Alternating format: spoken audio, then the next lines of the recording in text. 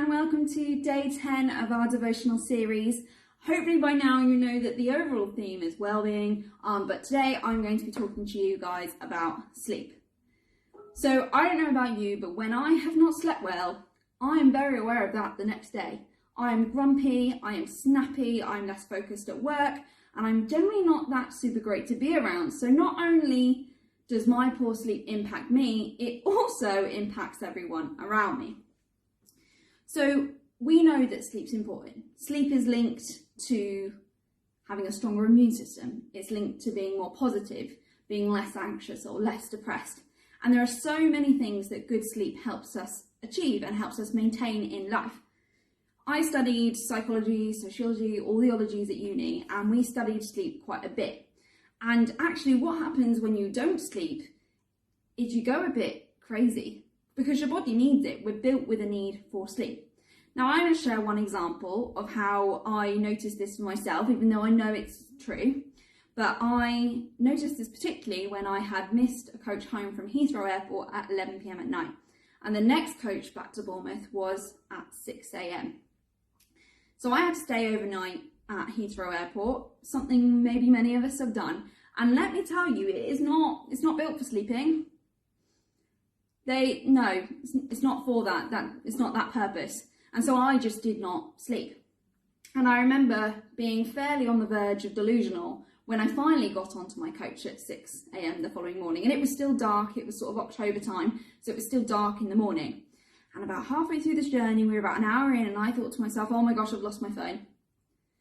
Bearing in mind I was on my phone at the time, but I absolutely was convinced that I had lost my phone. And I get out my phone and I turn on the torch and I am crawling around on the coach floor trying to find my phone.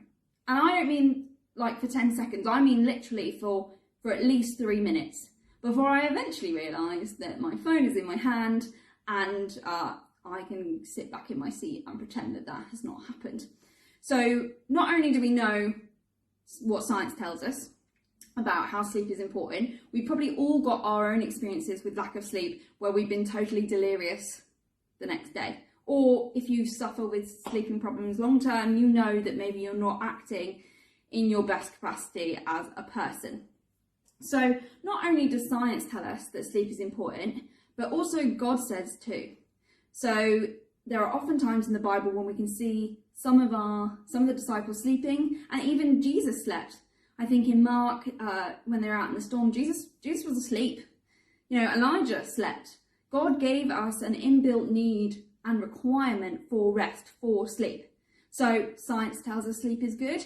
God says sleep is good, and yet we continue to treat it like it's not a priority, like it's a compromise. I can't remember a day that's gone by that I haven't moaned to my work colleagues about how I haven't slept, and also had work colleagues moan to me about how they slept. It's almost as if we all continue to keep compromising on our sleep, and we wear it almost as a badge of honour and just say, no, I only slept 3 hours. Well, my kids kept me up, so I only slept 2. And we all sort of compromise continually like it's not important. But God says it is. Science says it is. Scripture says it is. So it's probably about time that we start making it important in our lives too. We wouldn't compromise on breathing, so we probably shouldn't compromise on something that God has built into us as a need for us to do. So there are lots of things that we can try. We know there are things that we can do. Don't have your 8th cup of coffee at 5 p.m. Maybe go to bed earlier. Don't scroll Facebook until the wee hours of the morning. Don't watch that one last episode of Netflix, no matter how much you want to. But there are other things that you can do too. We can ask God to help us with our sleep and know that it's something that He's given us. We can pray about that.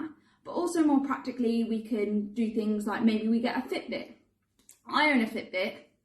To this day, I don't know why I've got it. I literally don't use it for its intended purpose at all. But I got it and I thought, I can measure my sleep, and it tells you how much deep sleep you've had, how much REM sleep, and so on and so forth. I used it for about 2 nights, and every night it would say, you've not slept deeply, and I'd be like, I know. And so I didn't need that anymore. I didn't need that negativity in my life, so I don't use that. But what I do use is I have a weighted blanket, and I find that really helps me sleep. So let's change our mindsets on sleep. Let's stop compromising on sleep and acknowledge that God says it's important.